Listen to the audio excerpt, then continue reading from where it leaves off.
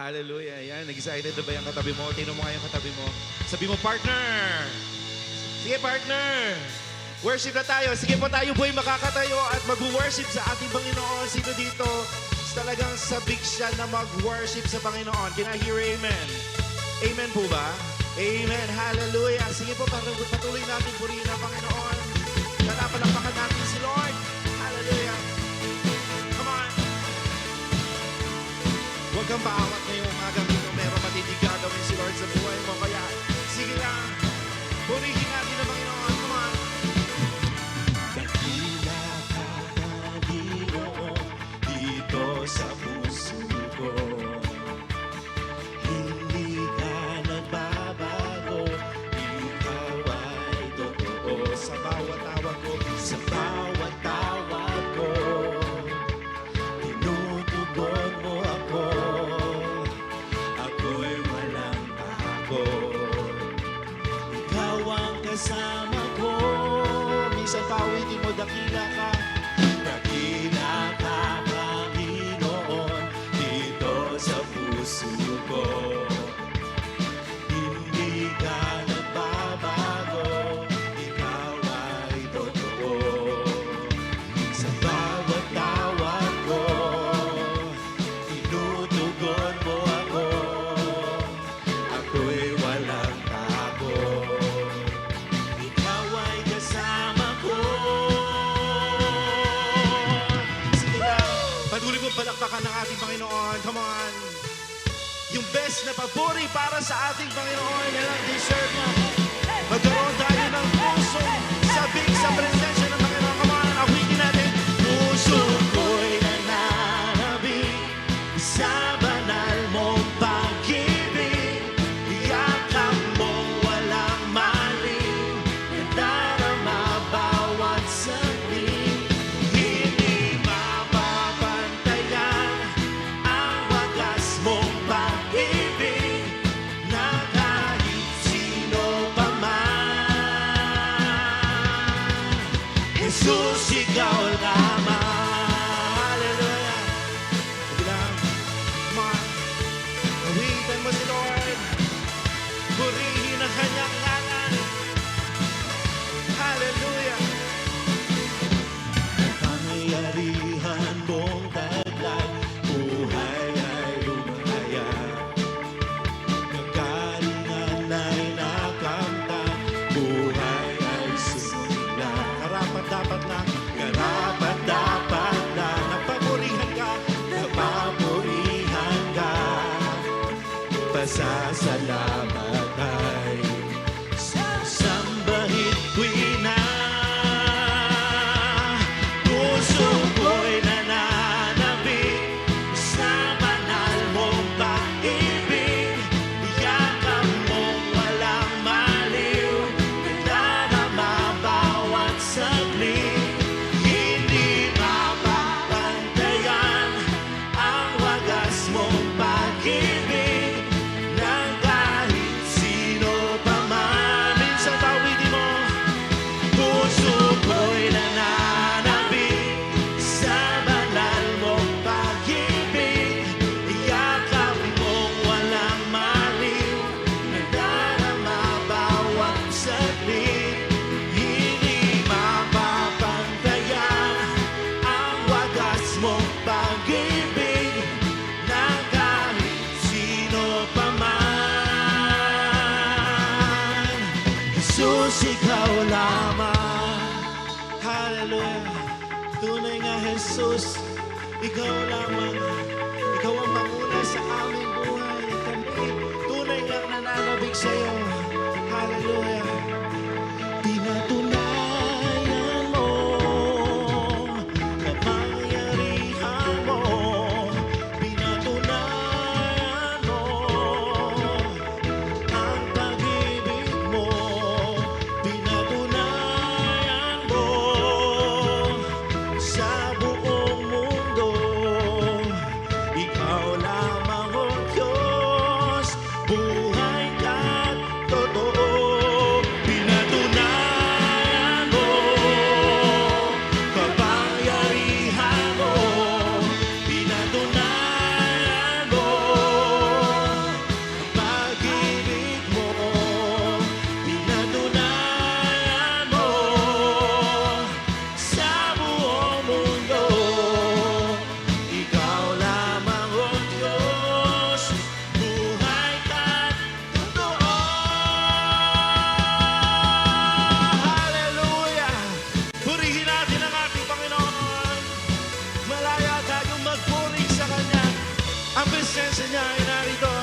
At patuloy natin siyang awitan, magkaroon ng pusong nananabik. Puso ko'y nananabik sa banal mong pag-ibig. Iyakap mo walang maliw, nadarama bawat saglit. Hindi mapapantayan ang wagas mong pag-ibig na kahit sino pa man. Minsan bawitan mo siya. Puso ko'y nananabik sa banal mong pag-ibig. Yakap mo walang maliw, nadarama bawat saglit. Hindi mapapantayan ang wagas mong pag-ibig na kahit sino pa man. Jesus, ikaw lamang. Hallelujah! Sino dito gusto pang sumayaw? Amen. Yung sayaw na sayaw pa siya para kay Lord. Dahil dyan, tayo'y muling magpupuri sa ating Panginoon sa pamamagitan ng pag-awit at pagsayaw. Come on. Ako ay narito ngayon, naghihintay. Inaasam-asam presensya ko'y muling maranasan. Ako ay narito ngayon, nananabik na makita, luwalhati ng iyong minsan pa awitin mo. Ako ay narito, ako ay narito ngayon, naghihintay. Inaasam-asam presensya ko'y muling maranas. Ako ay narito ngayon, nananabik ka na ba? Nananabik na makita, luwalhati ng iyong mukha. Eto na, sayawan na, sumasayaw na nga, sa galak tumatawa. Nananabik na makita, muli mong magbisita. Panginoong Jesus, malayang malaya ka, malayang malaya ka. Baguhin mo ang buhay ko, ito'y iyo.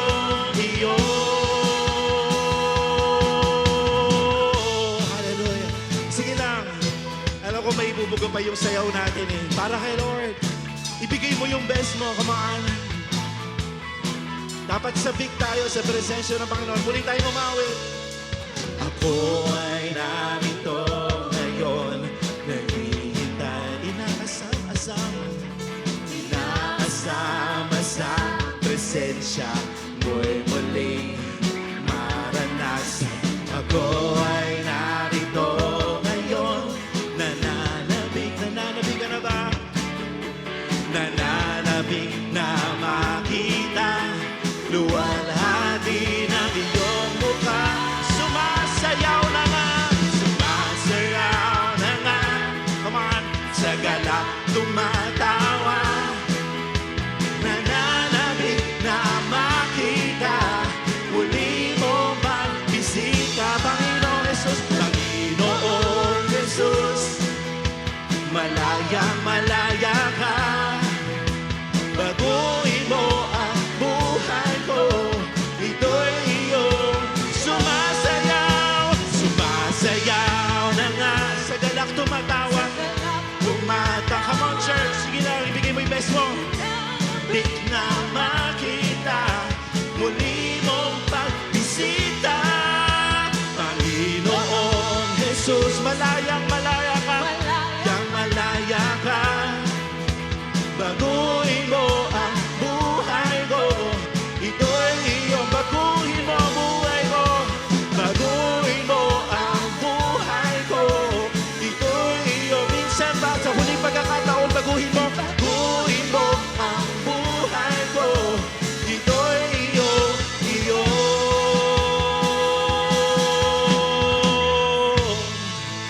Ayan. Napagod ba kayo sumayaw?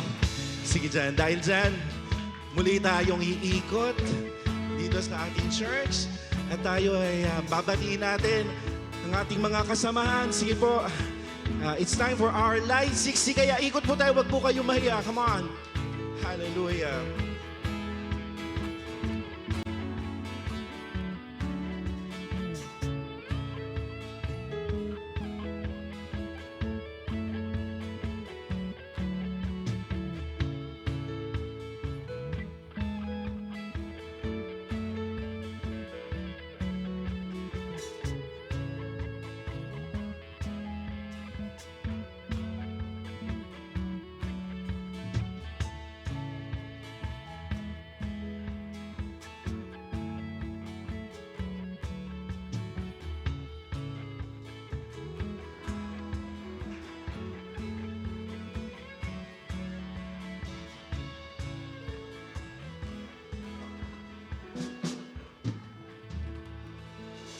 All right, happy Sunday Light family. Once again po, palakpakan po natin si Lord.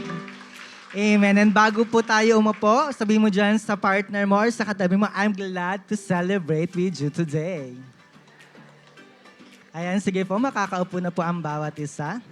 Now, to proceed, just a quick reminder lamang po, pwede na po nating ilagay sa silent mode ang ating mga devices to keep us focused as we hear the Word of God.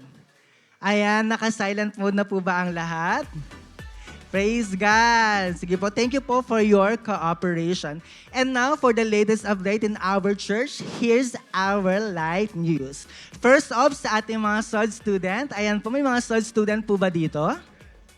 Amen. Ayan po, prepare your best white attire because your graduations will be on July 12, Friday 7 p.m. here at Light Church. So ngayon pa lamang po, congratulations and we are already rejoicing with you. And of course, for those who are in process, ayan po, may mga nagpa-process na po ba sa atin? Ayan, we are actually excited to announce that we are having our Light Retreat Batch 44. Ayan, sige po, palakpakan po natin si Lord. And this will be on August 30, Friday, 6 a.m. to 9 p.m. and August 31, Saturday, 7 p.m. to 9 p.m. here at Light Church. And that's a wrap for our Light News. For more details regarding to the mentioned event, kindly contact your mentor or your network leader. And now let us open our hearts wide for the last part of our June series entitled Katanuzo. Once again, happy Sunday Light family and may God bless us all. Wonderful Sunday Light family. Nakaka-bless po na makita natin na despite po na maraming hadlang na hindi po tayo makapunta rito sa Sunday celebration natin, nandito po tayo para sumamba sa Panginoon. O pa on-site man yan or online man yan, no? Pwede po bang palakpakan natin ang bawat isa? So let me introduce po myself. I am Maria Cristina Villaferte and I'm currently working as a factory worker po and also po one of the mentors po ng ating simbahan. Isa po sa nakaka-bless ngayon ay ang presence ng ating mga first-timers and visitors. Sige po, Light family, sabay-sabay po nating i-acknowledge at i-welcome. Pwede ko po bang i-invite ang ating mga first-timers and visitors? Pwede ko po ba silang i-invite tumayo? Meron po ba? Ayan, pwede po bang palakpakan natin sila? And also po, no, if malapit po kayo sa kanila, sa ating first-timer, pwede po bang kamayan natin sila? Yan. May hinanda pong gift sa ating small gift po para po mamaya after the celebration. Meron lang pong lalapit sa atin na consolidation team at magkakaroon po tayo ng 3 to 5 minutes lang po na kwentuhan. Kaya po wag muna po tayong aalis after celebration. And of course po, if meron po tayong first timer on site, meron din naman po tayong makakasama sa ating online. Ayun, welcome po at happy kaming makasama kayo virtually. If you want to be part of our growing family, you can type Light Connect po sa ating comment section and our Light Connect team will reach to you after po ng celebration. Sa atin po mga new friends, we'd love to more about you. That's why please connect with us. I hope po na magkita ulit tayo next week at sa mga susunod pa pong araw. Because if we keep showing up, we keep growing up. So naniniwala po ba kayo na kapag importante po yung isang bagay, pinaglalaanan? Amen po ba? No? Ganyan din po yung ipinakita ng isang hari po, no, sa Bible, named King David. Para po sa kanya, ang maghandog po sa Panginoon ay ibinibigay niya po yung kagustuhan, yung nararapat po, at pinaglalaanan po talaga ito. Sa madaling salita po, the best. Sabihin mo po, the best. So ito po yung time that he was to build an altar and offering and treasuring floor. Na nagmamayari po nun ay nagngangalang Arauna. So he was about to buy that site, pero po, inoffer po sa kanya yon as donation at libre. No? Pero ito po ang sagot ni King David sa 2 Samuel chapter 24 verse 20 po. But the king replied to Arauna, "No, I insist on buying for it. For I will not present burnt offerings to the Lord my God, that save cost me nothing." So David paid him 50 pieces of silver and for the treasuring floor and the oxen. So, hindi po tinignan dito ni King David na kawalan po ang maglaan po para sa Panginoon. No, bagkus po, no, ang paglalaan pong ito ay ipinakita niya po ang acknowledgement, respeto, honor, pagmamahal at pagsamba sa Diyos na deserve even po yung pinaghirapan natin. No, gaya po ng ibang young adult, no. Naranasan ko rin po yung mag-struggle po financially, no. Lalo na po sa panahon na kami po ay laging forced leave at mababa on demand, no. Andyan po yung sakto lang talaga yung sinasahod ko po para sa mga bayarin. Kaya naman po minsan natitempt ka na lang na hindi na lang magtapat sa Panginoon kasi feeling mo magkukulang ka. Pero po sa panahon po na yun, patuloy po akong tinuruan ni Lord at niremind po ako ng Panginoon na ibigay ang nararapat para sa Kanya. At sa sitwasyon ko po na yun, no, napakabuti po ng Panginoon. Isa po sa mga panalangin ko ang tinupad niya po. So galing po ako sa isang broken family na kami po magkakapatid, magkakalayo-layo po kami. So bukod po rito, dumaan din po ang pamilya namin sa isang pagsubok na nagkaroon po ng conflict yung mama ko at saka yung kapatid ko na naging dahilan po ng maraming taon po na hindi nila pag-uusap. So sa panahon pong ito, tinaniman ko po ito ng aking panalangin at tinaniman ko po rin ito ng pagbabalik at pagbibigay sa Diyos, even to my first fruit po. Na naniniwala po ako na hindi lang po ko kayang pagpalain ni Lord sa financial na aspeto, pero kaya niya rin pong i-provide yung reconciliation sa loob ng pamilya namin. And God is so gracious po because He made a way. Dahil po sa pag-uwi ng kapatid ko, na nagkaroon po siya ng 2 weeks leave vacation po. Nagkabati-bati po at nagkaayos po ang pamilya namin. So naging way din po ito para magkaroon po kami ng bonding at magkaroon po kami ng mga happy memories na magkakasama. Grabe po pala ang Panginoon. Hindi lang po financially. Ngayon po nagiging kagamitan din po ako ng Panginoon sa pagdi-disciple. Hindi lang po sa mga young adults, even po sa mga kabataan at sa pagsiserve po sa outreach. God is so gracious po. So kaya po as a challenge today, as we give our tithes and offering, anuman po ang estado natin sa buhay, anuman po ang pinagdadaanan natin, ibigay po natin ang nararapat sa Panginoon na deserve po ng ating honor, deserve po niya ang ating respeto, ang pagmamahal at ang pagsamba sa Kanya. Siya po ang nakakakita ng ating puso na siya rin po ang magpapala tutugon sa mga panalangin natin. Kaya naman po, before we give, let us pray po. Pwede ko bang invite ang bawat isa as we prepare our tithes and offering na tumayo po? We will pray po. Ama namin mabuti, tapat, patuloy ka pong patuloy po kaming dumudulog sa iyo. Salamat sa pagmamahal, sa alaga, sa amin. Salamat sa hininga. Salamat sa kalakasan na meron kami araw-araw.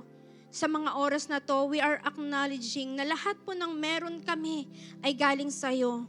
Salamat, Panginoon. Kaya naman magbabalik at magbibigay kami ngayon na may kalakip ng aming pasasalamat, pag-honor, pagrespeto, pagmamahal at pagsamba.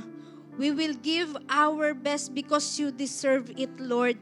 Na nananampalataya kami na tapat kang magpo-provide at magsusustain ng anuman pong pangangailangan namin. Pagpalain mo po, Panginoon, ang bawat isa na nakakaranas ng favor mo sa araw-araw na buhay nila. Patuloy ka pong madakila sa aming buhay. This we pray in Jesus' name we pray. Amen. So we believe po today, ipaparanas po ang Panginoon ang presensya niya po. Kaya naman po, patuloy po tayo mag-expect sa mga papa-experience pa po ni Lord sa atin. God bless us all. Sige po. Mayroon pong mga ushers sa paligid natin na pwede po nating iabot ang ating mga tithes and offering.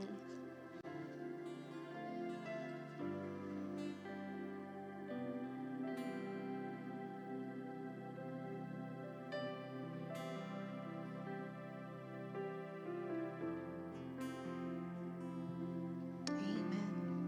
Manatili po tayo sa presensya ng Panginoon sa oras na ito. Hindi pa po tapos ang Panginoon. You may close your eyes if you want to. Ramdamin mo yung presence ng Lord ngayon na ibinubuhos niya sa lugar na ito. And this time, patuloy tayong aawit, magsusumama sa Lord. Patuloy na dalisayin yung mga puso natin. At patuloy na maging karapat-dapat ang mga pagsamba natin may pinagkakaloob sa Kanya. Hallelujah. Gawin mong panalangin itong mga awitin na ito habang pinapasalamatan mo sa Lord, habang naniniwala ka na kaya Kanyang katagpuin ngayon sa mga oras na ito. Salamat po, Panginoon. Tuloy kang kumilos sa aming kalagitnaan. Ito pong aming dalangin, ang awitin na ito. Isang pusong dalisay at tapat sa harapan mo.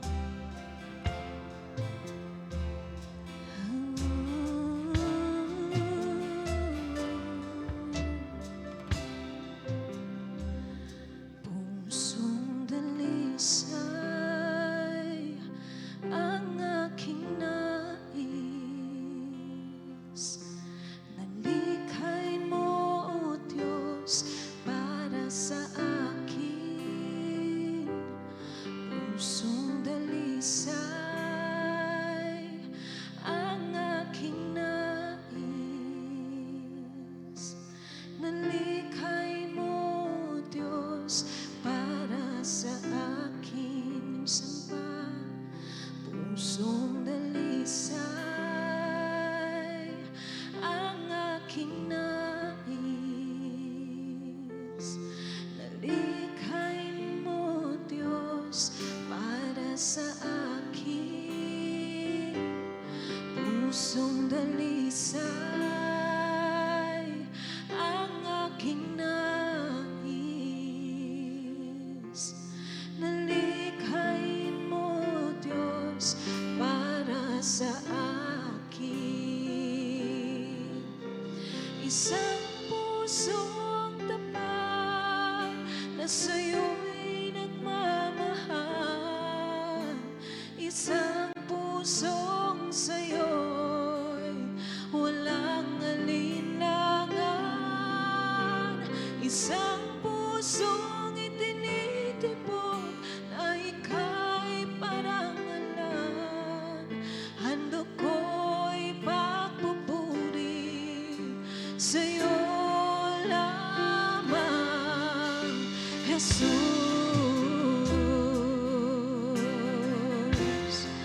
Oh, tanggapin mo, Panginoon, ang aming mga puso. Pusong dalisay ang aking nais. Nalikhain mo, Diyos, para sa akin. Pusong dalisay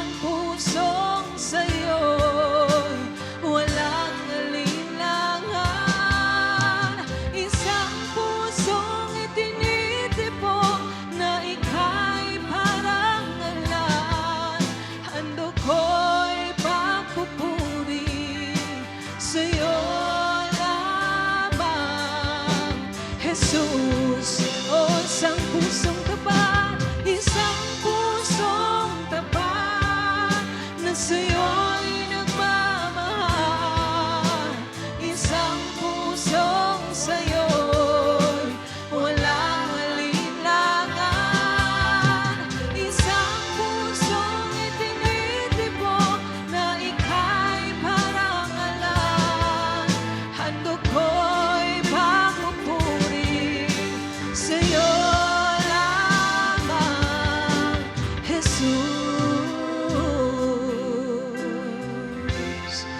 Oh, sa'yo lamang, Jesus, lahat ng aming awit.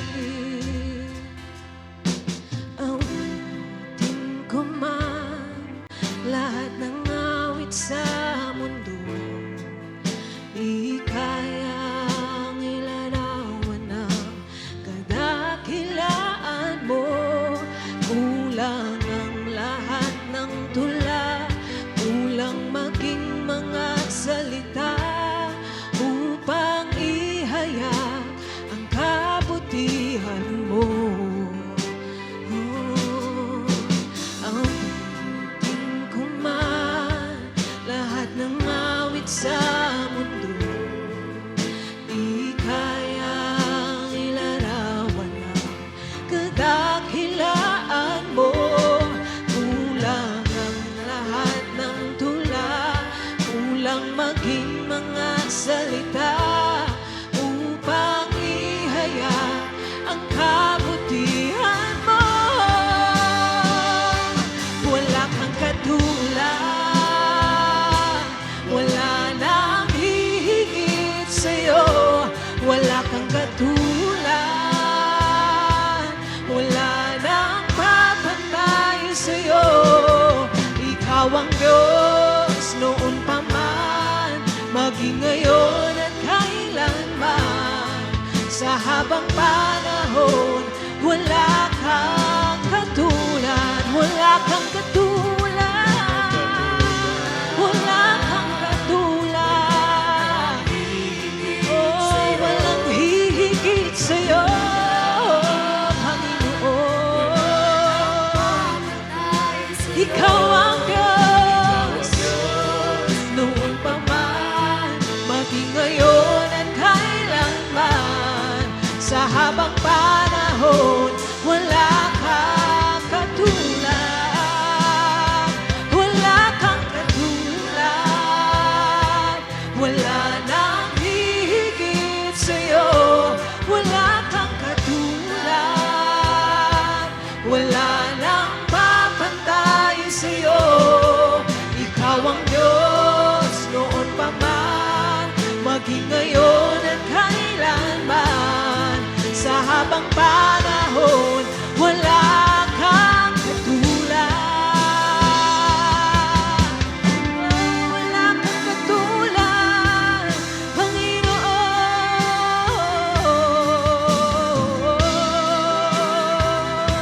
Tunay ngang ikaw ay tapat sa amin. Salamat sa'yo, Ama. Pinupuri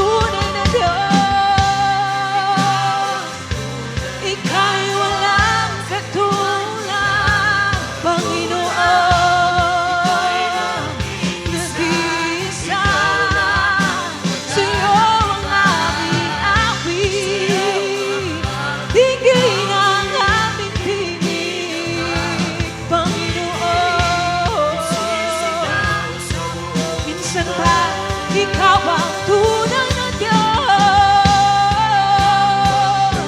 Wala kang katulad. Ikaw ay tapat, ikaw ay dakila. Oh, Diyos. Oh, sa'yo ang aming awit.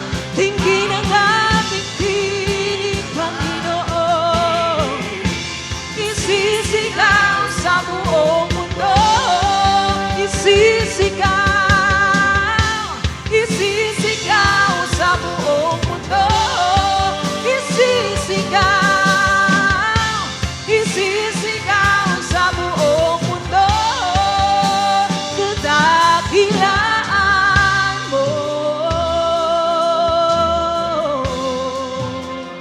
Oh, kadakilaan mo, Panginoon.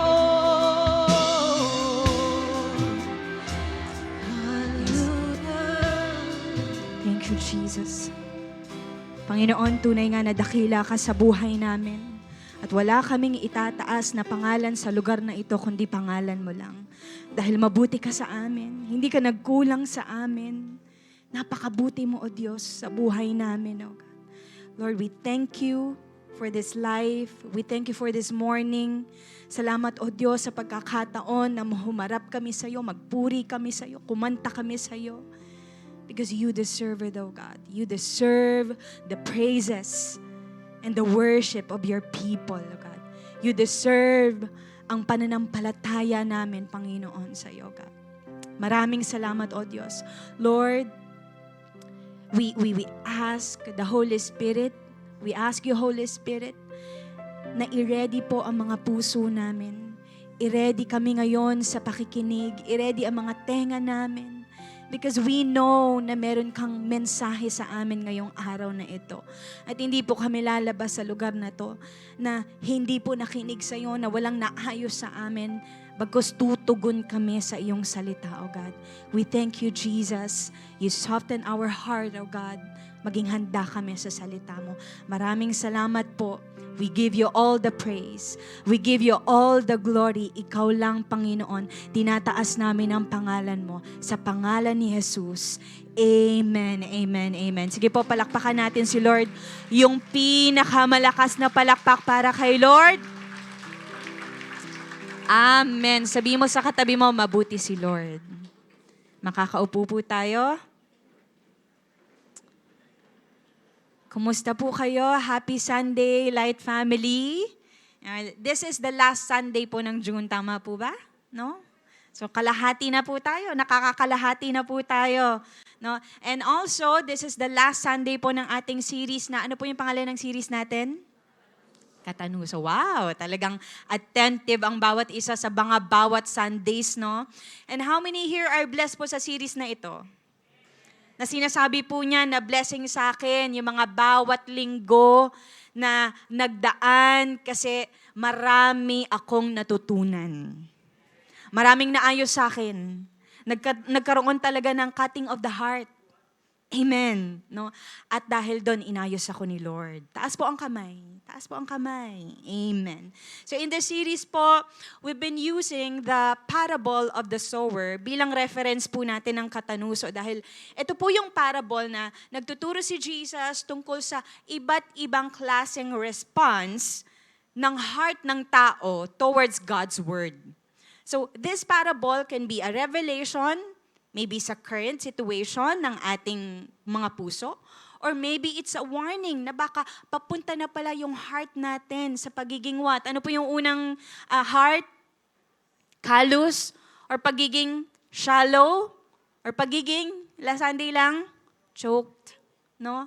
Kaya po today, we're going to culminate our series with this kind of heart na ibang-iba po sa tatlong nauna. In fact, kung papansanin, yung first three po ay mga negative at ito pong huli ay nag-iisang positive. Sino po dito excited? Sino po dito ready siya? Amen. Basahin po natin yung text natin. Can we stand to honor the reading of God's word? Luke 8 to 10, and then tatalon po tayo ng 15. Basahin po natin, it says, "Still other seed fell on good soil. It came up and yielded a crop, 100 times more than was sown. When he said this, he called out, "Whoever has ears to hear, let them hear." His disciples asked him what this parable meant. He said, "The knowledge of the secrets of the kingdom of God has been given to you, but to others I speak in parables, so that though seeing, they may not see, though hearing, they may not understand." 15, but the seed on good soil stands for those with a noble and good heart, who hear the word, retain it, and by persevering, produce a crop. Pagpalain po ng Panginoon pagbasa ng kanyang salita, tayo po ay makakaupo ulit. Ang title po natin is The Good Soil, the Good and Fruitful Heart. Eto na. No? Sa panahon po natin ngayon, kapag po nakakakita po tayo ng platform o stage na tinatawag, hindi po pwedeng mawawala ang speaker. Pwedeng ang speaker ay tumutukoy sa bagay or what we call PA system. No? Or pwede rin po siya sa tao, tumutukoy sa tao bilang yung speaker mismo o nagsasalita. And speakers are called orators.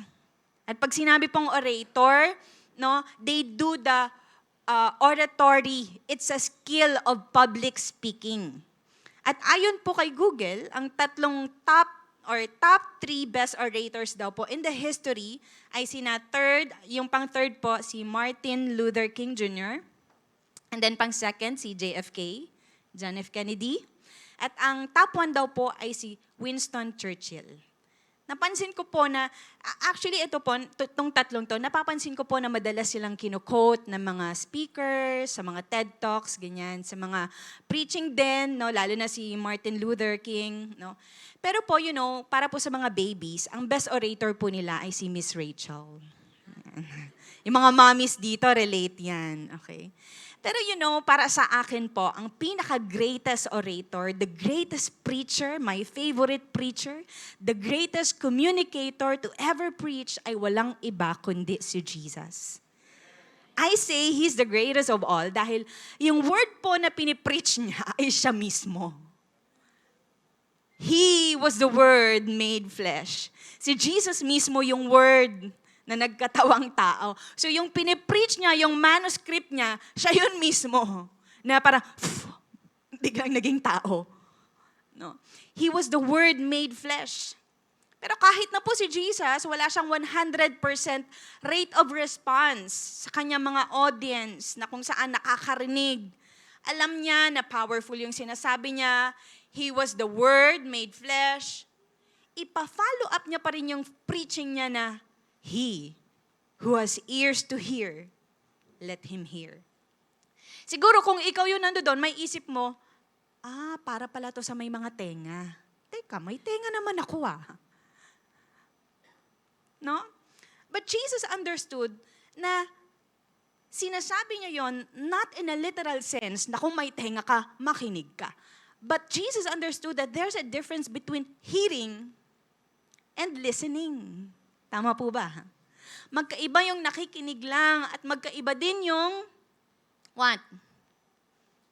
Yung nakakaintindi nung naririnig niya.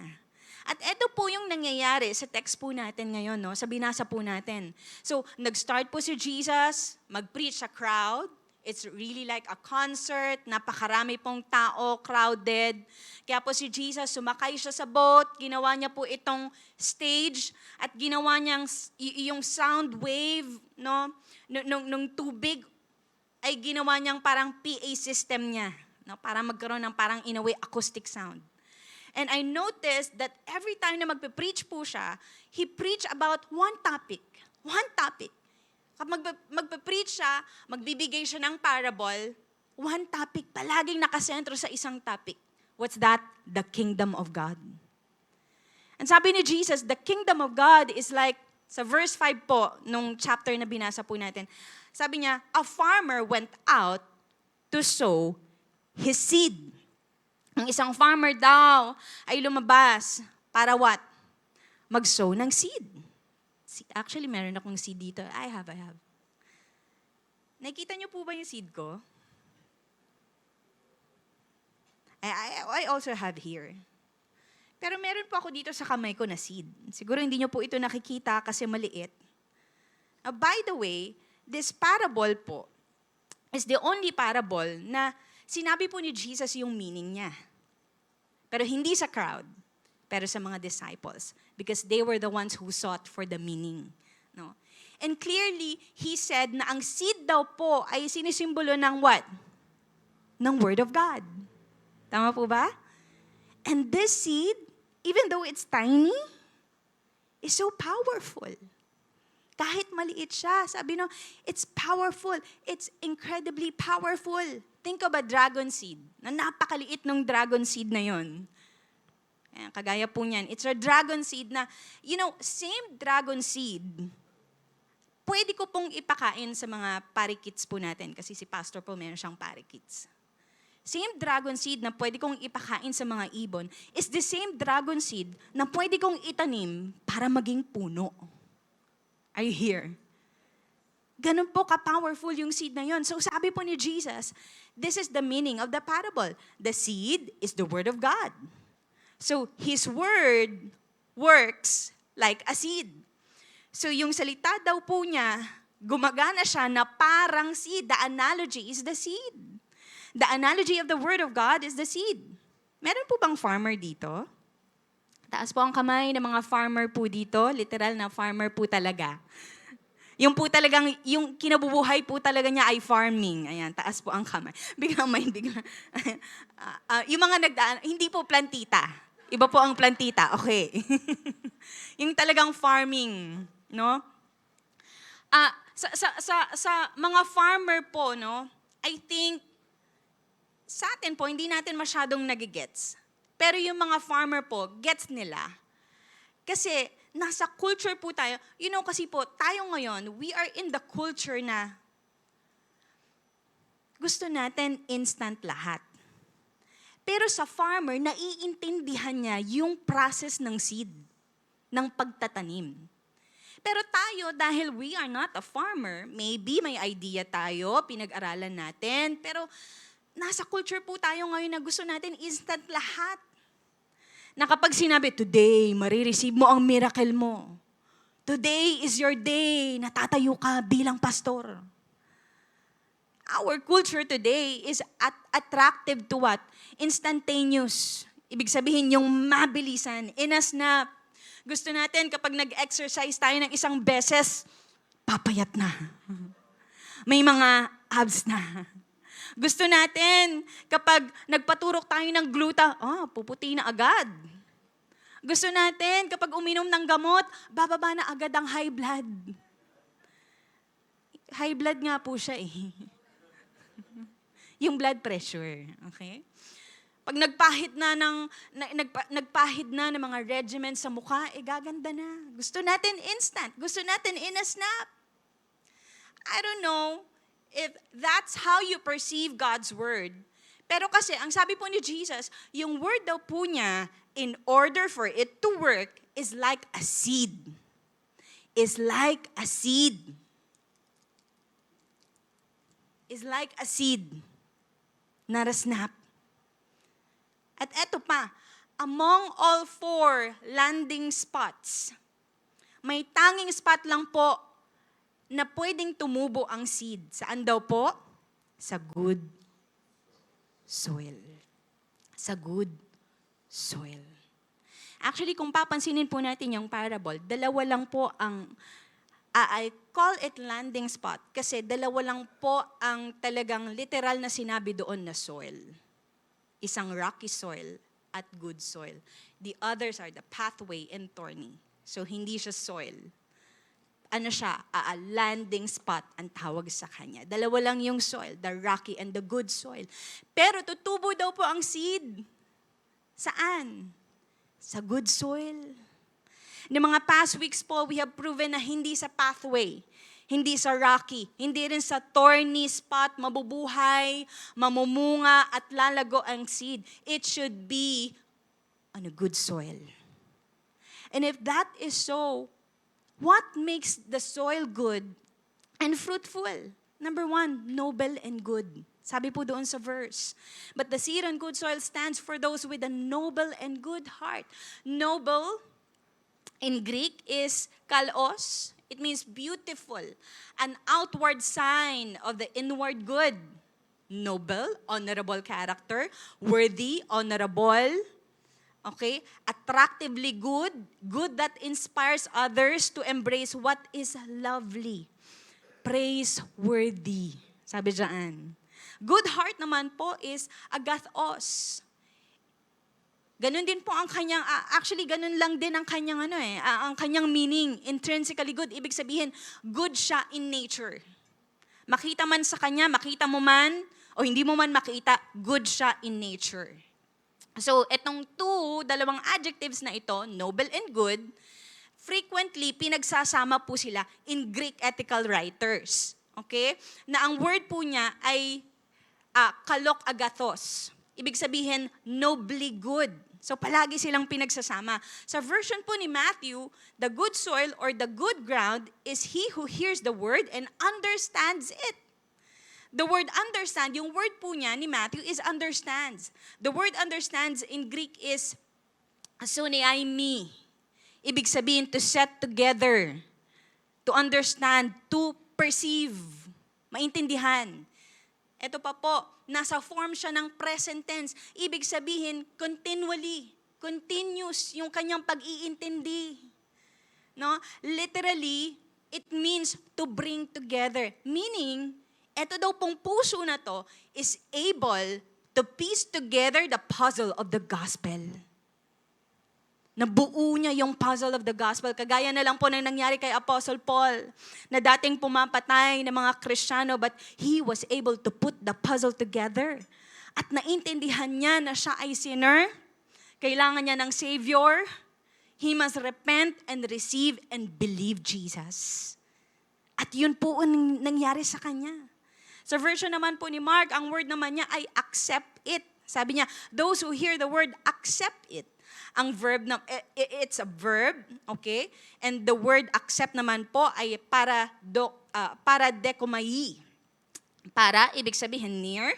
Dekomai, it means receive deliberately and readily, sa Tagalog, kusa at madaling tumanggap. Ibig sabihin, may kusang loob daw po ito. Handa siya, maluwag na tumatanggap, okay? O maluwag daw na tinatanggap ang seed of the gospel na personal daw na nangungusap sa kanya. Na kapag naririnig niya yung gospel, yung word ng gospel, ay, personal na nangungusap sa akin to. Hindi to para sa kapitbahay ko, pero para sa akin. Ganun daw po siya. Kung i-combine po natin yung 3 synoptic accounts na yon, makakakuha po tayo ng matututunan po dito that the good soil hears the good word of the gospel, gladly accept it, and fully understand it. So, hindi lang niya na-receive yung word, pero inallow daw niya na i-mold ito. O i-mold nito ang buhay niya. So, the good soil or the good heart is teachable, obedient, at dahil doon nade-develop yung Christ-like characters sa kanya as time passed by. And the fact na tinawag po ni Jesus ang heart na to na noble and good, hindi po ibig sabihin no, na may sarili na pong kabutihan ang tao. No. Dahil ang nature po ng puso ng tao, ang sabi din po sa Bible, ay sinful, wicked, deceitful, sometimes evil. Pero magiging mabuti lang ang tao dahil mabuti ang Diyos niya. Listen, yung mga tao po na umuwi from the church na hindi po nakakaranas ng cutting of the heart or katanuso are the ones na palagi silang frustrated. Why? Dahil naghahanap po sila ng motivation sa sarili nila. Why? Kasi gusto nila sila ang sentro. Gusto nila na palaging patungkol sa kanila ang preaching. Gusto nila palaging sila ang bida, palaging sa kanila ang attention. Kaya kapag hindi how to become a successful entrepreneur, ang topic, hindi yan makikinig. How to multiply your tithes, yan, hindi yan makikinig. how to have a successful GTK. Ayan, hindi yan makikinig. Yung mga hindi po nakakaalam ng GTK dito. Hindi yan makikinig. Hindi yan interesado. Ay, hindi pa tungkol sa akin. Ay, wala namang para sa akin. Kain ko na lang to mamaya. At least may magandang mangyari sa akin. Kapatid, listen to me. Ang Word of God is not just about you. In fact, ang Bible po ay mensahe ng Diyos sa tao. Ng kanyang karakter. Pagpapakilala ng Diyos sa tao ng kanyang character, that He is good, that He is love, that He is merciful. In this parable po, if ang tutok lang po natin ay nasa soil lang, nasa puso ng tao, we are missing the whole story. Because this parable is not just about the soil. It's also about the sower. Kaya nga po, the parable of the sower, it's also about the sower and the seed. Wag po natin i-miss na it's also about the sower. It's about God. It's about Jesus. Because the sower is consistent. The sower is consistent and the sower is generous. Ang tunay po na good ay yung sower and Jesus is the sower and He is good. Why? Kasi po tayo will just plant some seed sa sigurado po tayong potential na may tutubo. Tama po ba? Hindi man marami agad, pero at least, maka-ROI man lang. Tama po ba? There are people na didikit sila sa'yo kasi nagbibigay ka ng pakinabang sa kanila. O nagbibigay ka ng what? O maari sumisip-sip sa'yo, o nag-a-add ka ng value sa buhay nila. But the moment na wala ka ng pakinabang sa kanila, they can easily dump you. Kaya kanilang ganun kabilis ibasura. That's how people invest. That's how people throw some seed. May halong pagkatuso. Mag-i-invest ako dito. Kasi tutubo ako dyan. But Jesus is different. Siya lang naman po yung sower na naghahagis ng seed sa mga areas na hindi mo kang may potential, hindi mo kang tutubo, at hindi mo kang magkakabunga. Sinong maghahasik ng seed sa pathway? Sino? Alam naman po natin na walang tutubo doon. Sinong maghahasik ng seed sa mabato? Alam naman po natin na walang mabubuhay doon. Sino maghahagis ng seed sa tinik? Marinig mo palang negative na. Sino? Si Jesus lang naman po. And do you know ano po ang tawag doon? Grace. Everybody say grace. And Jesus is telling us in this story na even though walang potential yung area na mag-produce, but because I am gracious, because I am slow to anger, I am loving, I am merciful, I am kind, I'm just gonna throw it anywhere. Dahil baka somehow, some way, tatama ang seed na to sa good soil. Sa good ground. And if that happens, may mangyayaring maganda. Amen. That's grace. Just throwing it. Jesus, sa parable, just throwing it. Mabato dyan, di. Para siyang nagsasayang. Para sa atin, para siyang nagsasayang. Lord, sayang naman yung mga seed. No, it's not a waste. Kasi binibigyan ko siya ng chance. Are you here? That's grace. Lord, hindi nga nakikinig. Hindi. I'll give him a chance. Lord, matigas nga yung ulo. Okay lang. I'll still throw some seed. I hear.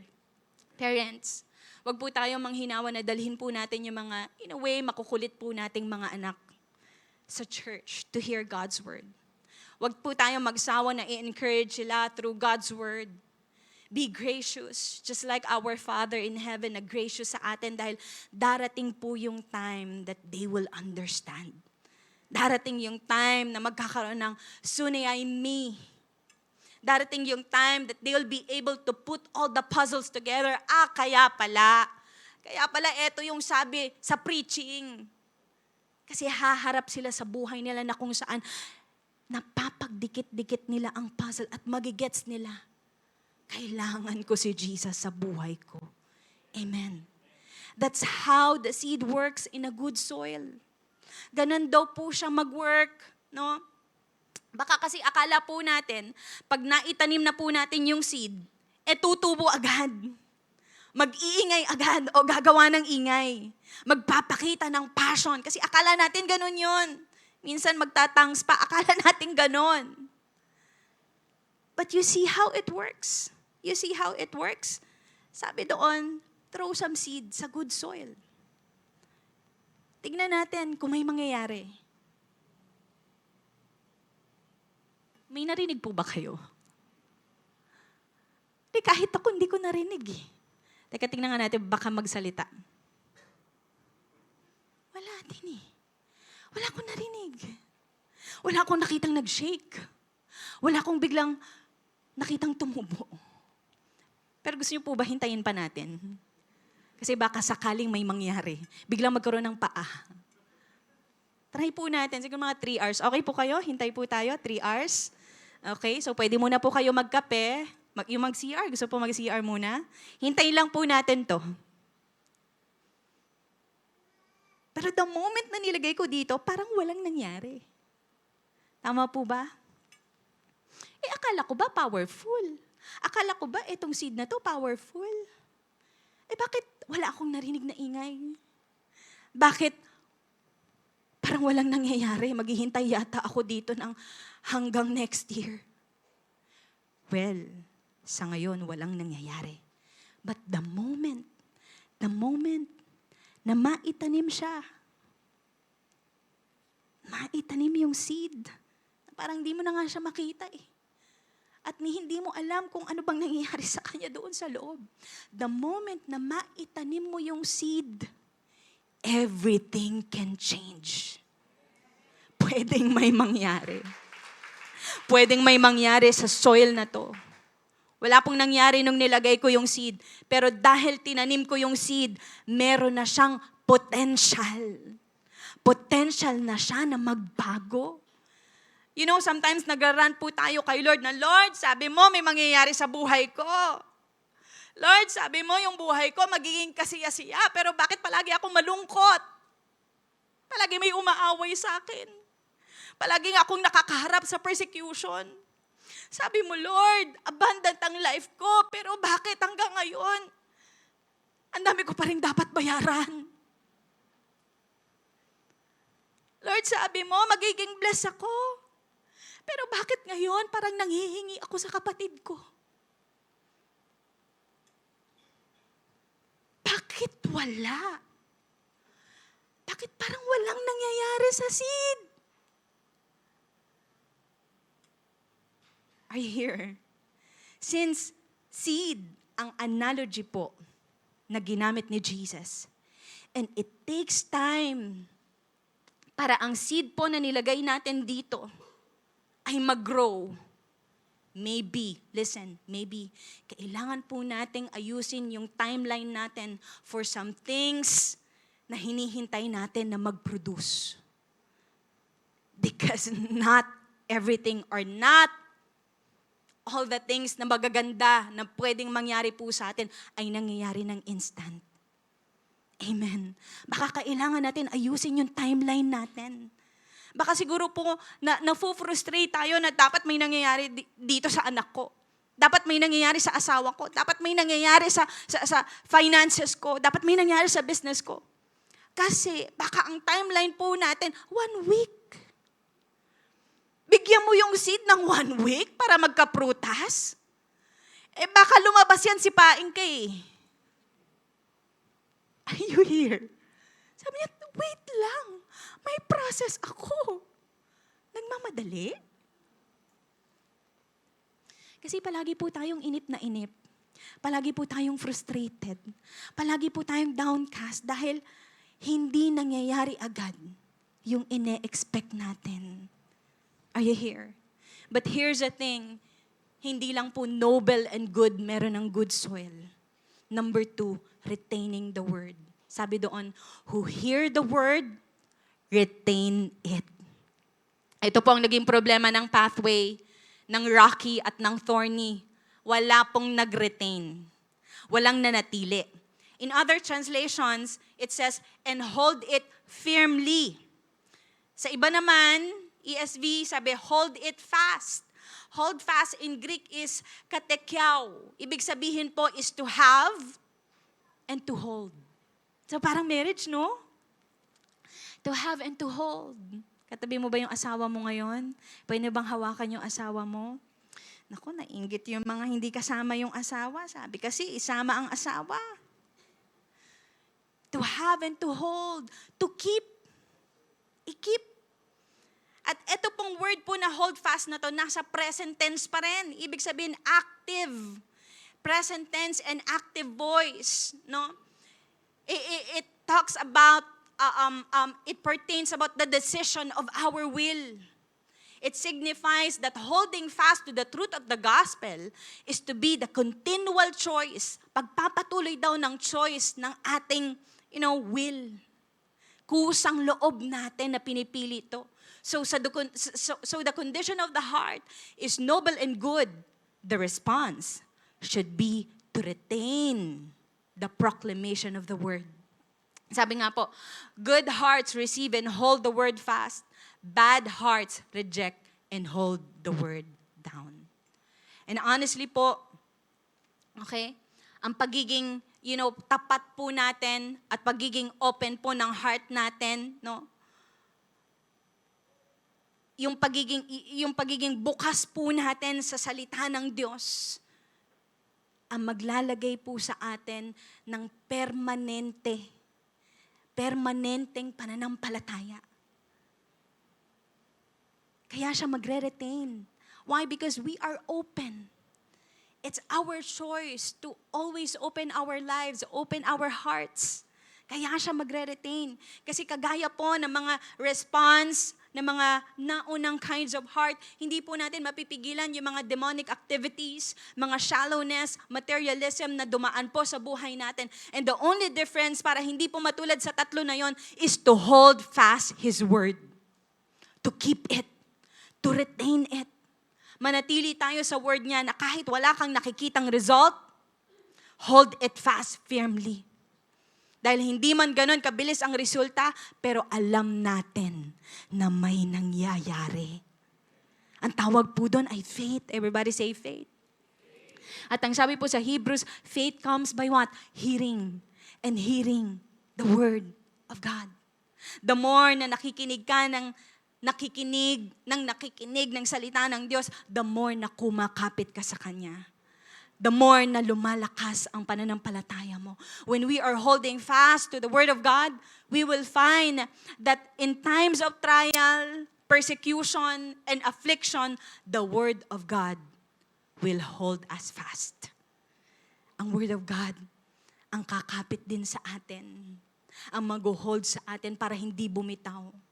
Pag inalagaan mo ang salita ng Diyos sa puso mo, ito rin ang mag-aalaga sa'yo from any form of enemy's destruction.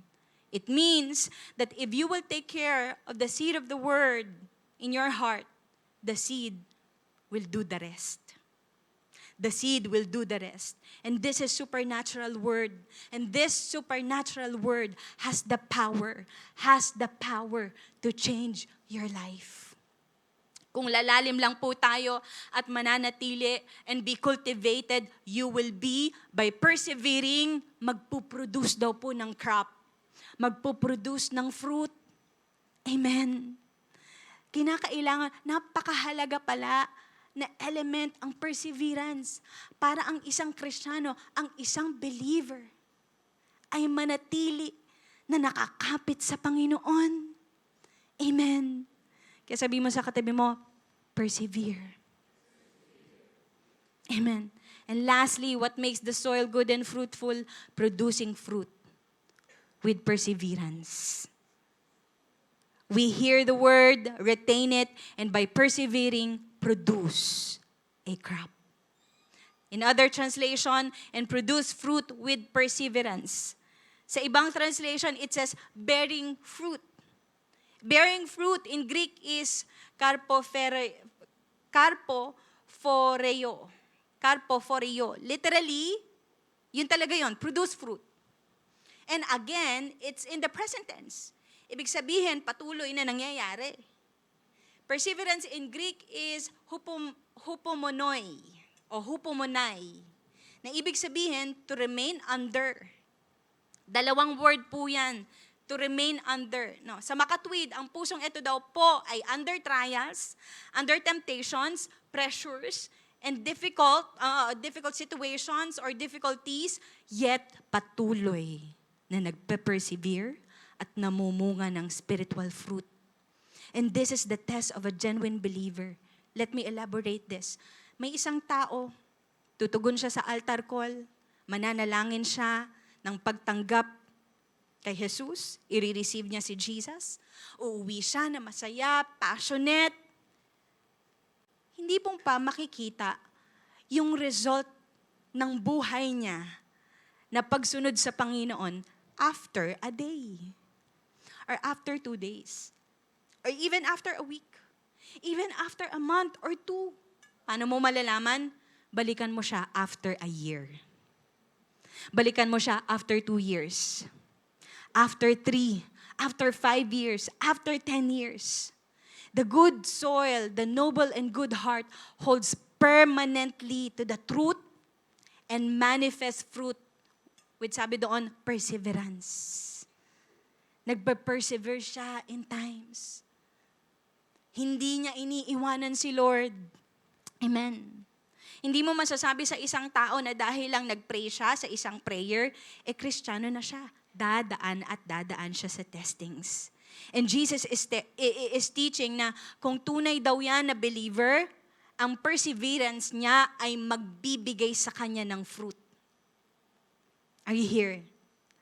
Na nagpapatuloy siya sa lahat ng mga mabubuting ginagawa niya at yung mabubuting ginagawa daw niya na yon ay magbibigay ng glory sa Ama. The proof of authenticity of one's salvation is perseverance and fruit bearing. But don't be confused because ang perseverance po does not save a person but only serves to show na ang tao daw po ay tunay na talagang saved. One of the examples, best example of that is si Job. Dumaan siya sa napakatinding trials, no? Pero nanatili siya sa Panginoon. Although no mga una, may mga rants siya, pero nanatili siya sa Panginoon. At ano pong nangyari? Nagmultiply. Yung mga dating pagmamay-ari niya, nagmultiply. Who else? Si Paul. He endured hardships para lang ma-spread ang gospel. No? In 2 Corinthians, talagang pinakita niya po doon yung mga pinagdaanan niya, literal.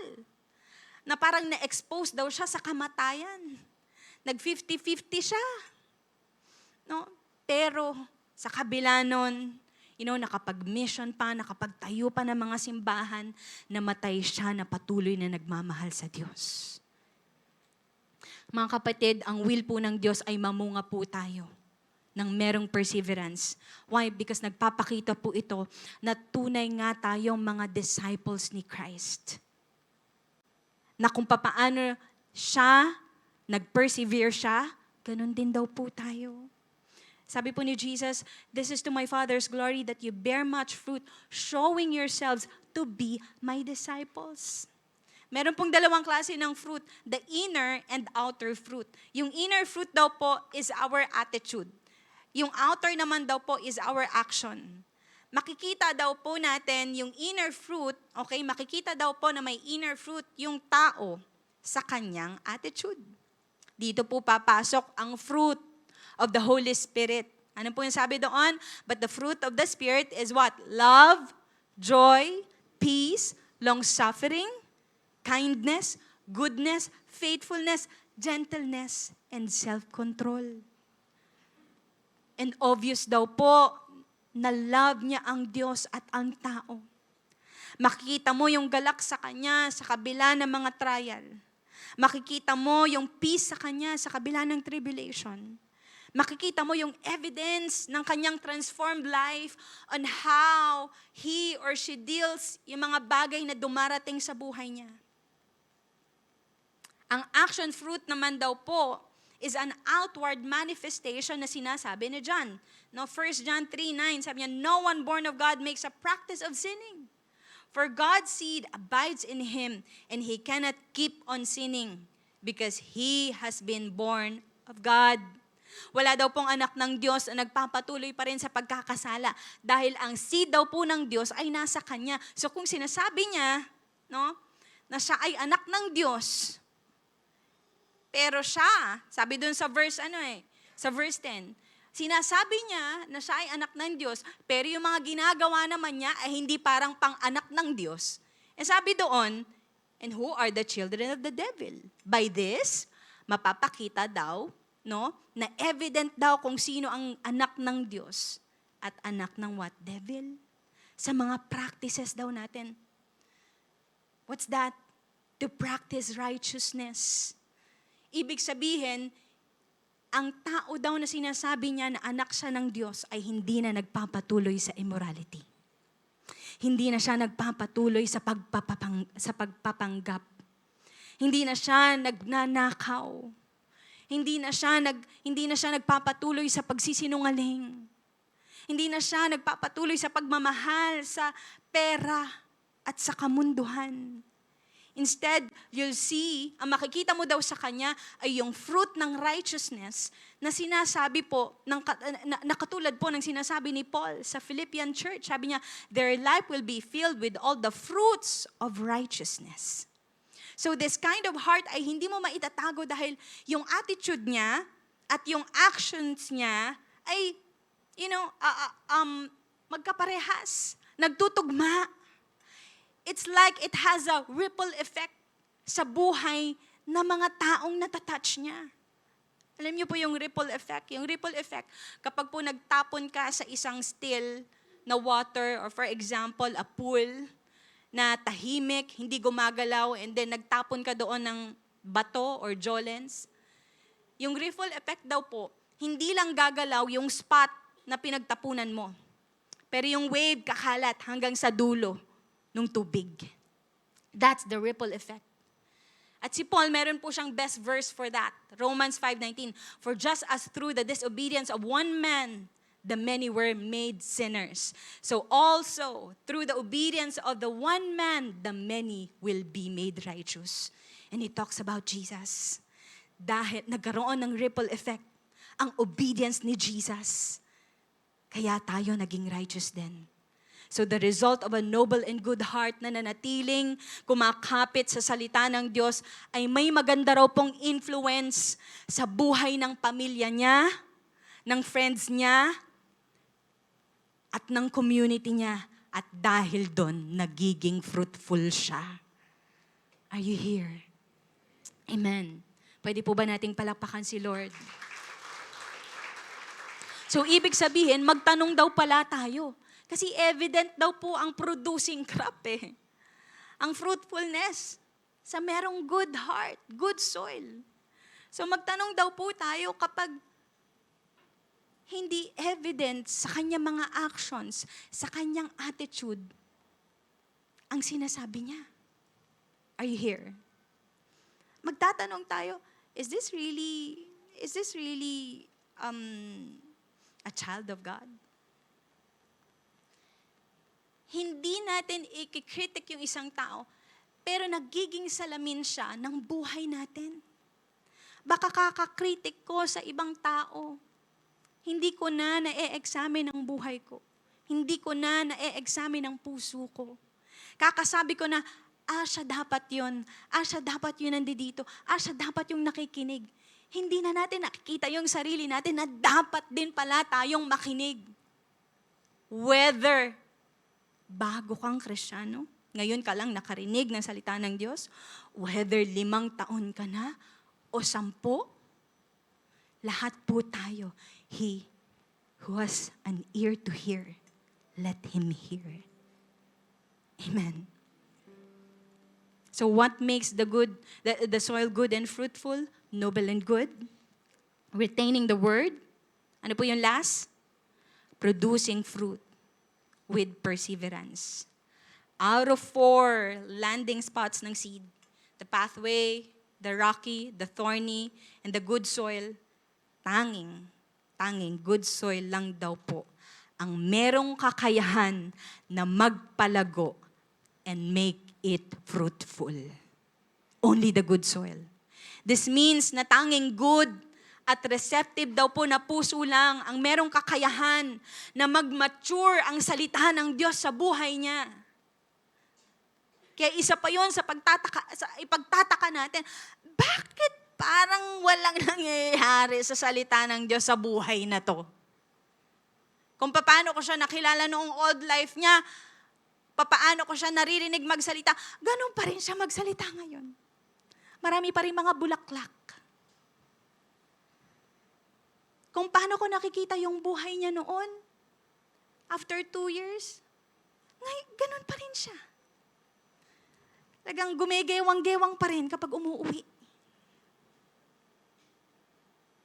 Ibig sabihin, hindi nagmamature yung salita ng Diyos sa Kanya. Baka akala po din natin ay akala din po natin ay nadadala din sa panahon. Remember, may participation po. Hindi lang ang panahon, pero may participation din ang soil. And it must be good. Kaya ano po ang gagawin po natin? Number 1, cultivate a good heart through understanding and acceptance. A good soil becomes a good soil dahil meron daw pong cultivation na nangyayari sa kanya. You know, in farming, there is this called soil cultivation. And this soil cultivation, it involves plowing, tilling, and leveling. Sa Tagalog po ay pag-aararo, pagbubungkal, at pagpapatag. This means, in relation to us, to our lives, to our hearts, maging palaging handa daw po tayong makinig. Maging palaging handa na makinig sa salita ng Diyos sa atin. Not to the intention na gusto po lang natin na gumaan yung pakiramdam natin. Sumaya tayo kasi nakakakiliti sa tenga yung salita ng Diyos. But, gustuhin daw po natin na makinig. Gustuhin daw po nating makinig din sa mga pag-aararo, pagbubungkal, at pagtutuwid ng Diyos sa buhay natin.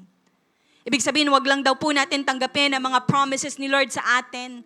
Tanggapin din daw po natin yung mga corrections niya, yung mga directions niya. Wag lang tayo makinig kapag tungkol sa mga idadagdag ng blessings ni Lord sa buhay natin. Makinig din tayo even kapag may pinapatanggal si Lord sa buhay natin. You're not just hearing, you're understanding. And when you understand, you accept and you do it. Are you here? Wag lang din daw po tayo makinig sa mga encouragements ni Lord. Makinig din tayo pag bungkalan na ng buhay. Makinig din tayo kapag aminan na ng mga kasalanan. Kapag labasan na ng mga sikretong tinatago sa dilim. Kapag iwanan na ng mga old life o dating buhay. We understand and accept the power of the seed to work sa mga buhay po natin. Pangalawa, guard your heart. Guard your heart by holding fast and by persevering. In other words, hindi lang po dapat tayo attentive sa word. We also need to be retentive. Ang good soil daw po, in order na mag-grow ang seed, kailangan moisture retentive siya. Dapat nananatili yung moisture sa kanya. Kaya pala, nung na-plant yung seed doon sa rocky soil, nalanta agad, di ba? Naalala ninyo? Ng third Sunday, nalanta agad yung plant doon sa rocky soil kasi kulang sa moisture. Listen, palagi pong sinasabi sa atin na Christ is enough, but not Sundays.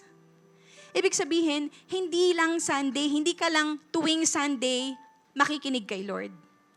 Every day, kailangan po natin ng salita niya. Amen. How can we have faith? How can you hold fast? At paano ka magpa-persevere kung Sundays lang yung inaasahan mo na supply sa'yo? Kumbaga sa exercise, our faith should have a strength training. And we call it spiritual discipline. Ibig sabihin, hindi po natin binebaliwala ang mga days na dapat nakakarinig tayo kay Lord through our everyday devotions. Priority natin yon. We make it on our top to-do list every day. Hindi rin tayo nagpapalampas ng araw ng light group dahil natututo tayo doon. Nakakapakinig tayo doon. We also involved ourselves in discipleship. Hindi po tayo nahihinto sa SOD 1 lang o sa SOD 2 lang, then after 5 years na yung SOD 3. We seek God's direction through the process of discipleship. Listen mga kapatid, when we accepted Christ, hindi niya po sinabi na magiging consistently, masaya tayo. O consistently, puro mga celebration sa buhay natin. Pero may mga bagay po na magiging consistent po talaga sa atin. It's the seasons. Yun na magiging consistent sa atin. Dadaan tayo sa mga seasons ng buhay na i-distract tayo ng demonyo sa commitment natin kay Lord. Kagaya ng soil na ito, ng seed na ito na nasa good soil na to, dadaan to sa seasons. I-distract tayo ng kaaway sa focus natin. At dahil doon, He will make us question God, the existence of God. Kagaya po ni Job. He will make you believe na wala namang nangyayari sa seed na to. It's been a week. It's been 2 weeks. Pero bakit walang nangyayari? But when your heart is guarded by holding fast His word and by persevering, kahit wala kang naririnig dito, hindi mo nakikita kung anong nangyayari dito. Wala tayong nakikitang nangyayari sa buhay natin. Sa ngayon, your faith is making you see that the best is yet to come. Amen. That the best is yet to come. Alam niyo po ba kung ano pong nangyayari kapag tumatama yung seed sa good soil? Ni-research ko po ito actually. Meron pong tinatawag na germination process. The first step of this process is that yung seed po yung seed po, kapag naitanim na siya, kagaya po nito, naitanim na natin yung seed, mapupuno siya ng moisture yung seed. Mapupuno po yung ng moisture yung seed dahil yung soil saturated ng water. So bago pala maging good soil, you have to be able to receive water. Why? Para lumambot yung soil. At i-absorb po ng seed yung water at yung oxygen ng water at mag-activate siya ng enzymes at doon na po unti-unting mabe-break yung seed. Mag-grow ng roots, mag-grow ng shoots, mag-grow ng stems, mag-grow ng leaves, at magpuproduce ng fruits. You know, all of this process ay dapat, the key, ay dapat may consistent supply ng water. May consistent supply ng water. And do you know that in the Bible, Jesus calls Himself the living water?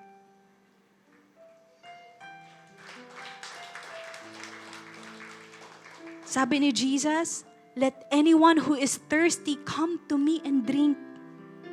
Na kung sino man ang maniniwala sa akin, as Scripture has said, rivers of living water will flow from within them. Kaya pala, hindi magsusurvive ang seed. Kasi walang water. Kapag walang water, kapatid, hindi po magsusurvive ang buhay natin kapag wala ang living water sa buhay natin na si Jesus. Hindi sapat na mabuti lang tayo. Hindi sapat na noble lang yung heart natin. Are you here? Hindi sapat na soil lang siya. It must be good. It must be cultivated. And it needs to have water. We need Jesus. Hindi sapat na mabuti lang tayo, mabait lang tayo, mapagbigay lang tayo, mapagmahal lang tayong anak, asawa, kapatid. No, we need Jesus. He is our living water. Amen. And water caused the seed to break sa germination process. Jesus will cause the seed of the word to break us. babalik na naman tayo sa katanuso. Magbabago lang ang buhay natin if we allow Jesus to break us, to cut our hearts, at doon magkakaroon ng katanuso, at doon tutubo tayo, at doon magiging fruitful tayo. Kaya ano pong sabi ni James? James 1:21, so get rid of all the filth and evil in your lives and humbly accept the word of God has planted in your hearts. And it has the power to save your souls. Sabi ni James, the seed na naitanim daw sa mga puso natin ay may kapangyarihan. It has the power. It has the power to grow. It has the power to multiply. Sa ngayon, hindi natin nakikita. Pero baka after a year, may puno na pala to at ililipat na natin ng mas malaking paso o lupa. Kasi maaari lumalabas na yung mga roots niya. At maaari nakikinabang tayo sa mga fruits niya. It has the power. It has the power to break you. It has the power. It has the power to what? Soften your heart. It has the power to make you grow and make you fruitful. That's why let the seed do its work. Wala pong problema sa sower. Kanina sinasabi natin, gracious ang sower. Wala pong problema sa seed kasi consistent siya. Lalago siya. Lalo na pag nilagay mo sa good soil. Magiging fruitful siya. Consistent siya. The seed. Pero nagva-varies po siya sa soil. The soil is on you. The soil is on you. The soil is in your heart. The soil is your heart. That's why today, if we want to have a good soil that always accepts, always receives the Word of God, na palaging nagpapamold sa Panginoon, whether rebuke man yan, whether encouragement man yan, motivation man yan sa atin, whether correction man yan, nire-receive natin, we want to be a good soil, with a good heart, ipabungkal po natin ang puso natin kay Lord. Magpabungkal po tayo kay Lord. Amen. Pipikit po tayong lahat. Maaari, hindi mo alam that you have the potential to become a good soil. That you have the potential to grow a seed. A seed of His Word sa heart mo. Hindi mo alam na potential ka. But hindi po natin malalaman yun kung hindi po natin hahayaan si Jesus na suriin at bungkalin ang puso natin. Kaya today, mga kapatid, I wanna ask you, how's your heart? Kumusta ang puso mo? Is your heart open? Sa mga nagdaang Sundays, lumambot ba ang puso mo? Is your heart soft? Kung bubungkalin ba ni Jesus ang puso mo, iaalaw mo ba siya? O dahil ba sa hirap ng season ng mga pinagdadaanan ng puso mo, kung ano-anong mga pinagdadaanan ng puso mo, kung ano-ano mga nararamdaman niya, hindi mo na maintindihan ng mga sinasabi ng Lord sa'yo. Wala ka nang matanggap na correction niya, even mga promises niya, hindi mo na rin kayang paniwalaan. Is your heart about to give up? Pabitiw ka na ba? Pagod na bang mag-persevere ang puso mo? Na parang sinasabi mo, buong buhay mo na lang, nagpe-persevere ka, and you're asking the Lord, Lord, kailan ba aangat ang buhay ko? Kailan ba may mangyayari sa buhay ko? And most of all, nakikinig pa ba yung puso mo? Nagre-response ka pa ba sa word ni Lord? Because there's a difference with hearing and listening. When you hear, you just hear. But when you listen, there is a response to that. And if you find your heart na parang hindi ka na good soil, pero sinasabi mo ngayon na, Lord, gusto ko pong maging good soil. That you want, na kapag may sinasabi sa iyo si Lord, your heart is honest. That you're saying, Lord, ako yon. Ako yung tinutukoy mo na yon. Lord, ako yung tinutukoy mo. Lord, I wanna change. I wanna change. Baguhin mo ang puso ko. I want you to redeem my heart. Open my heart. I want you to cultivate my heart. Because I want to hear again. I want to respond again. I want to believe in you again. I want to accept your word again. If yan ang sinasabi ng heart mo ngayon as you hear this word, why don't you stand on your feet and let God work in your heart today as you raise up your hands. It's a gesture na, Lord, mag-work ka sa puso ko ngayon. Hindi ko na palalampasin ang linggo na ito na hindi ako nakinig sa'yo. Na hindi ko binuksan ang puso ko. Na hindi ko pinabungkal ang puso ko. Come on. God wants to work in you. The seed wants to work in your heart. Gusto nito magkaroon ng roots. Gusto nito magkaroon ng stems, ng leaves. At kalaunan mag-produce ng fruit. That's why today, buksan mo yung puso mo. Let God transform your heart. Huwag ka mag-doubt sa power ng seed. Huwag ka mag-doubt sa grace ng sower. Because it's always consistent.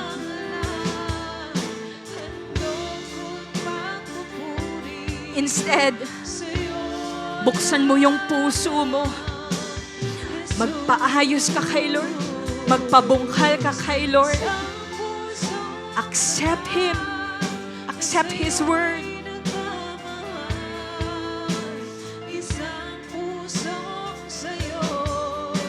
Oh, offer your hearts today.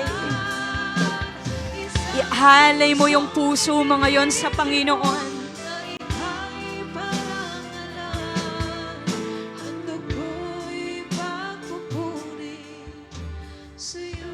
God is saying to you, ano man yung kalagayan ng puso mo ngayon, today is your day.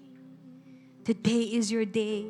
That God is saying to you, kung yung heart na yan hindi na nagre-respond, I will make your heart respond again.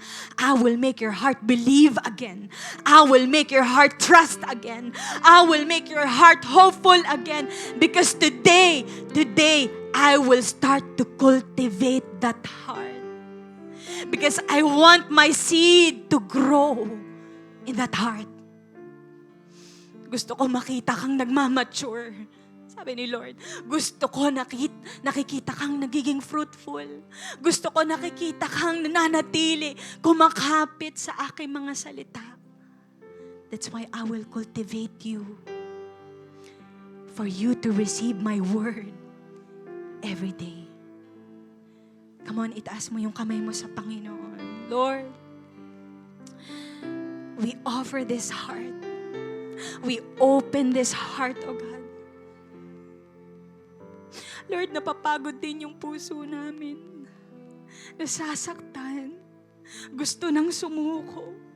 Gusto nang bumitaw. Ayaw nang makinig.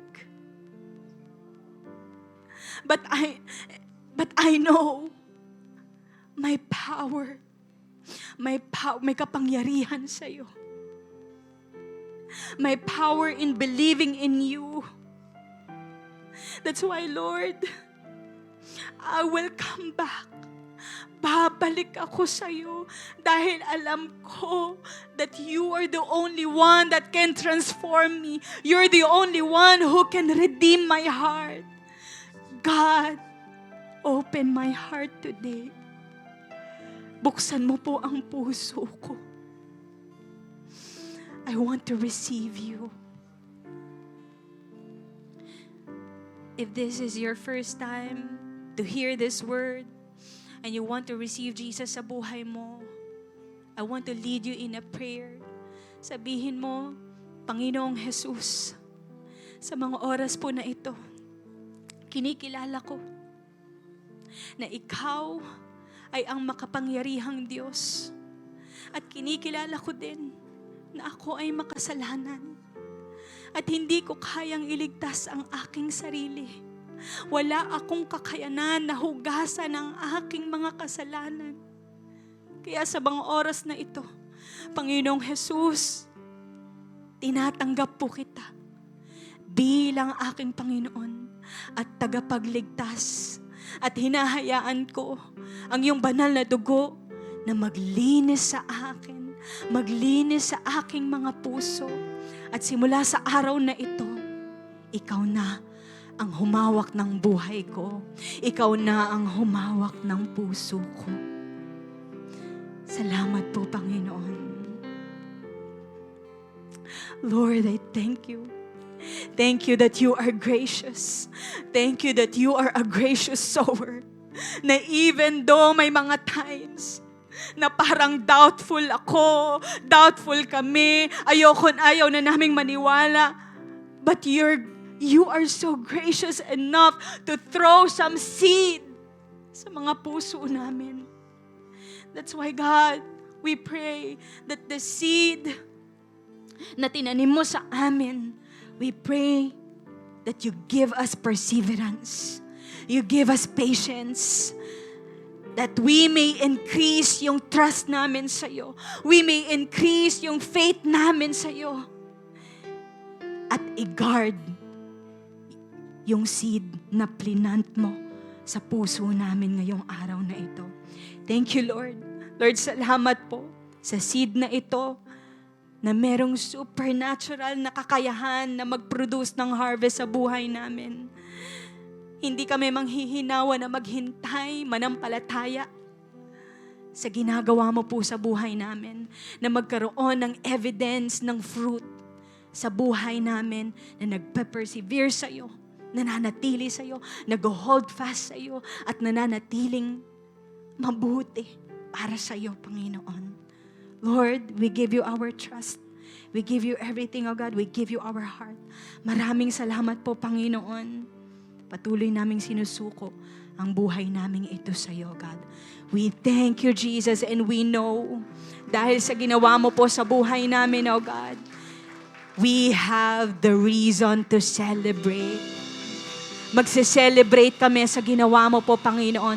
We thank you, Lord. We thank you, Jesus. And we thank you, Father. We thank you, Holy Spirit. Hallelujah. Come on, palakpakan mo si Lord sa buhay mo. Hallelujah.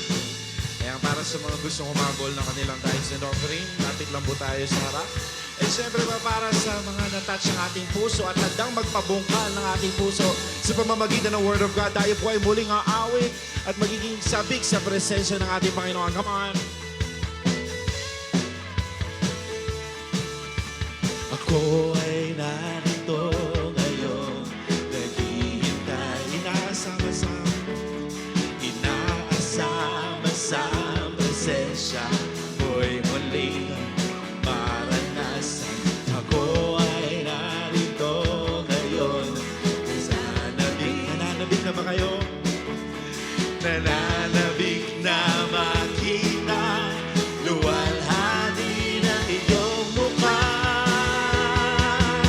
Sumasayaw na nga, sa galak tumatawa.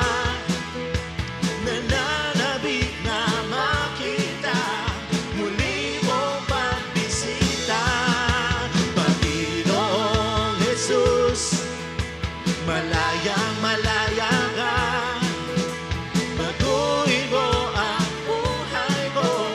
Ito'y iyon, sumasayaw na nga, sumasayaw na nga.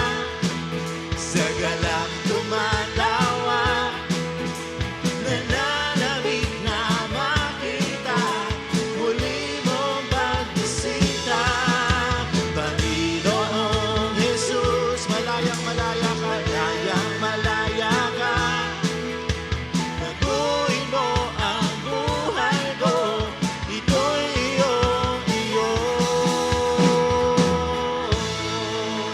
Amen. Taas po natin yung kamay natin kay Lord. Lord, we thank you.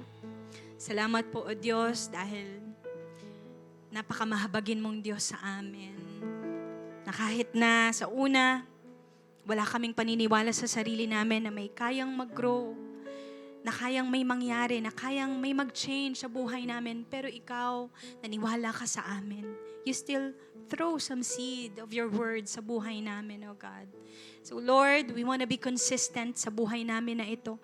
We want to be consistent in hearing you, in hearing your word, accepting your word. We want to be consistent, O God, sa aming spiritual discipline. Tulungan mo po kami, O God.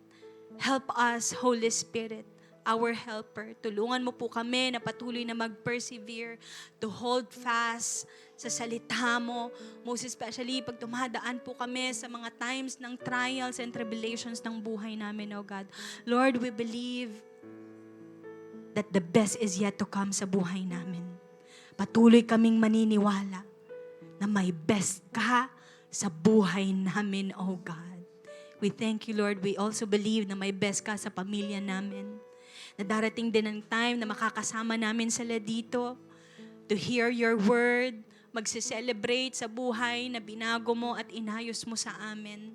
Lord, hindi masasayang ang mga panahon na niyayaya namin sila sa church because darating ang time na madadala din namin sila, oh God. That's why, God, kasihan mo ang bawat isa as we go home today.